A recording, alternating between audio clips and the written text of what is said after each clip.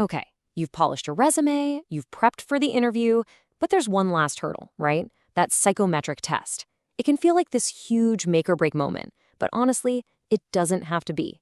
Today, we're going to show you how to turn that challenge into your biggest advantage.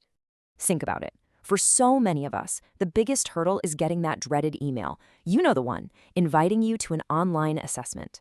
It feels like a total black box, just this mysterious gatekeeper standing between you and the job you really want. But what if you had the key to unlock that box?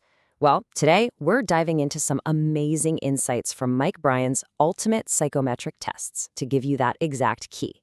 This is all about taking back control and turning that obstacle into your chance to really shine.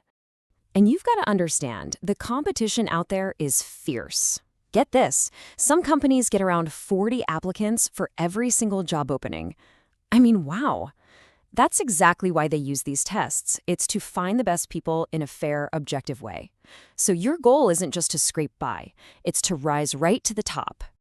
So how in the world do you stand out from that crowd? Well, it's not about luck, and it's not about just being naturally talented. It actually comes down to a pretty simple two-part secret weapon. And let's get one thing straight right now. Success on these tests has nothing to do with innate ability. Seriously, the idea that you're just good or bad at them, that's a total myth. And believing that myth is the very first mistake you can make.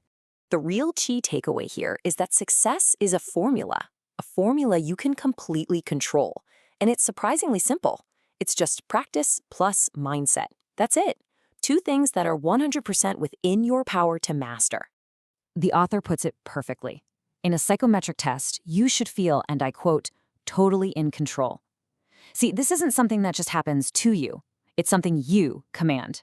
And that control, it comes from good old-fashioned hard work and preparation. So let's break down that first part of our formula, practicing smart. Now, this is way more than just doing a few random tests you find online. It's all about having a real strategy. The source points out two crucial types of practice. First, there's familiarization. This is where you work through questions without a timer, no pressure, just to get comfortable with how they work. But then there's performance practice. This is where you mimic the real test, with strict time limits to build up your speed and accuracy when you're under the gun. You absolutely need a mix of both to be ready. Before you even start practicing, you need to do a little detective work and get test-wise. This means you've got to ask some questions. Find out the format. Is it on a computer or on paper? Ask about the different subtests. How many questions? How much time do you get? And a big one, can you use a calculator? Seriously, don't go in blind. So, you'll probably face a few common types of tests. First up is verbal reasoning. And this isn't just a vocabulary quiz. It's about seeing how quickly you can understand and interpret written info, which, let's face it, is a key skill for pretty much any job. Next is numerical reasoning.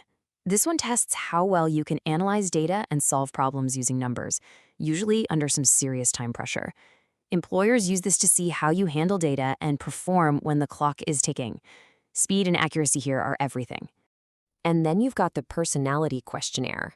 Now, this is not a test with right or wrong answers. It's a bunch of statements or situations, like the one you see here, designed to see if your personal work style is a good match for the company's culture. All right, so practice is one half of the whole equation. The other half, it's all about your mindset. Adopting a winning mindset is every bit as crucial as all those hours you spend preparing. So, what does this winning mindset actually look like?